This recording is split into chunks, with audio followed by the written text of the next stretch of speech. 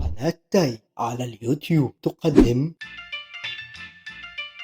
زق عرب توكر، أضخم برنامج لاكتشاف المواهب المبعوثة من أنقاض الزبالة. الفائز خسران والخسران فائز. كل ما يكون محتواك زبالة أكثر كلما تستمر أكثر وأكثر. المتسابقة الأولى بعبوصة أبن. عرفي عن نفسك يا بعبوصة.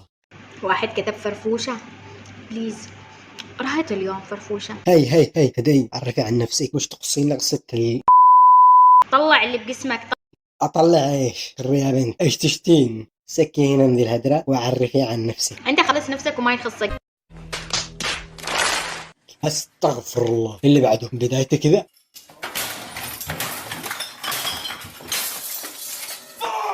المتسابق الثاني فتال مريم. مريم تخليني. إيش قال؟ عيد مرة ثاني. مريم تخليني. No God!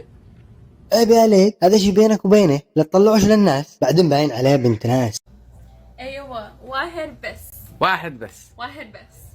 الله الله الله الله الله يا خرا شنو هذا؟ أنا أسحب كلامي. المهم طلعت بنت عندي نظام، أهم شي لا تلخبط الجدول.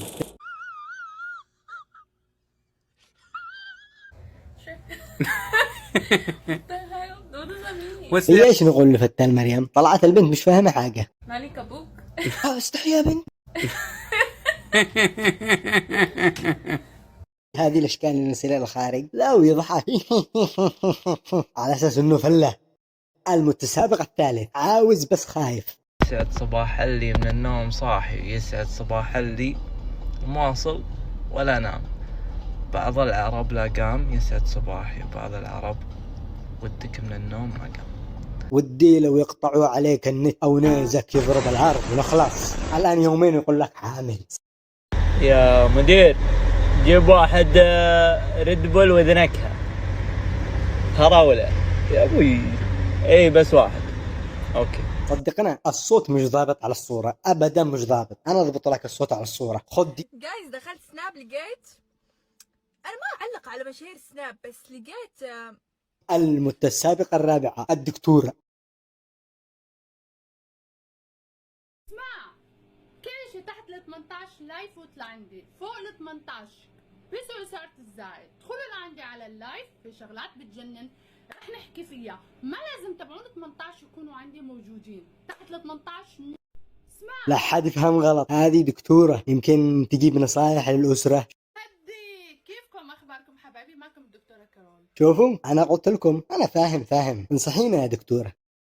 هذا الوقت أنا أفتح لايف الحمام حصرا، وليس لايف العادي اللي أنا بعمله اللي على طول. لايف الحمام حصرا. هلا رح نطفي المي السخنة ونعمل مي بارد. لايف الحمام حصرا. أنا أصلا لما شفتك كاتبة دكتورة بالإنجليزي كذا قلبي مطمنش خلقه. طبعا باقي اللايف تحضروا على الموقع الأزرق التيك توك شفره.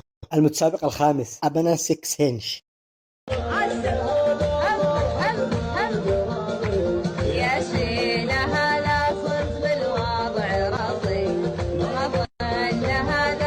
ايوه ليش تشتي توصل؟ ايش موهبته؟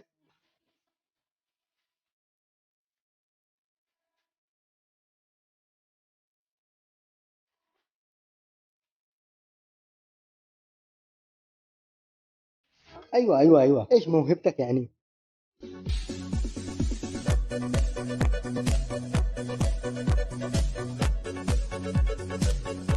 كمان هذا موهبته يهزها لقنلوط بس مستحي شوية.